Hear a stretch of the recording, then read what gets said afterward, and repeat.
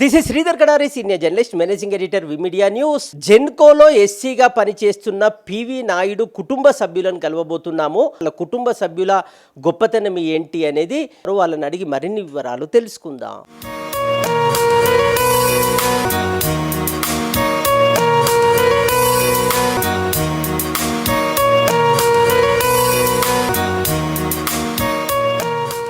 మహేంద్రుడు, retired depot manager, APSRTC. నా భార్య పేరు Nirmala, English assistant professor, Begumpet women's college. చాలా అదృష్టం, పూర్వజన్మ సుకృతమే.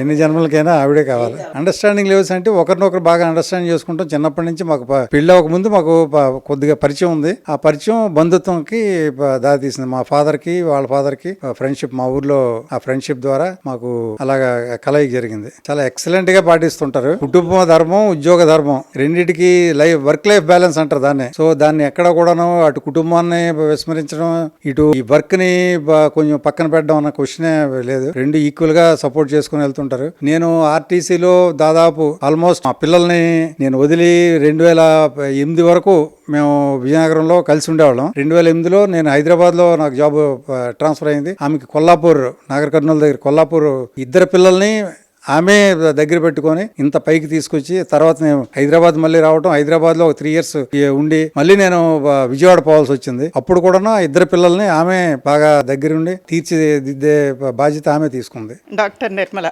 నేను అసిస్టెంట్ ప్రొఫెసర్ ఆఫ్ ఇంగ్లీష్గా చేస్తాను. Government degree college for women, Begumpet. నా భర్త మహేంద్రుడు గారు, వారు ఆర్టీసీలో డిఎంగా రిటైర్ అయ్యారు. అవును, అదృష్టమే.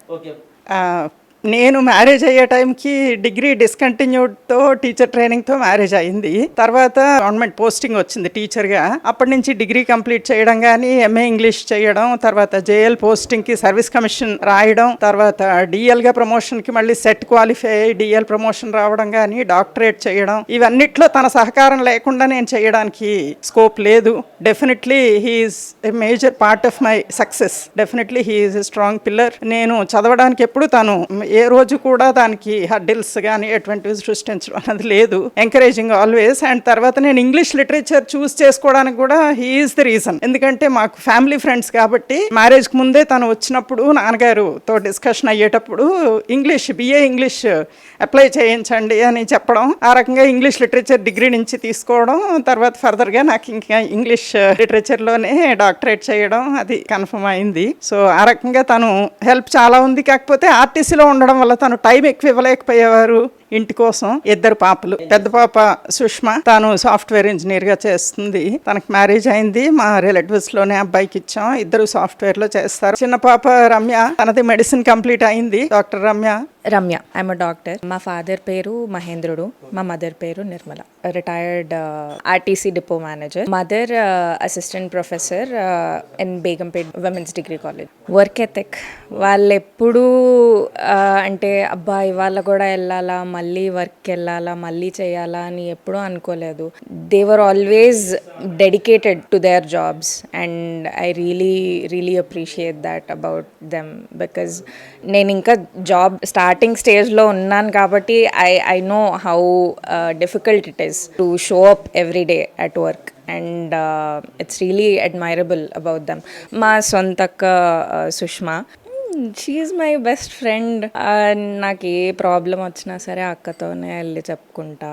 అక్కకి ఏ ప్రాబ్లం ఉన్నా సరే నాతో వచ్చి చెప్పుకుంటుంది.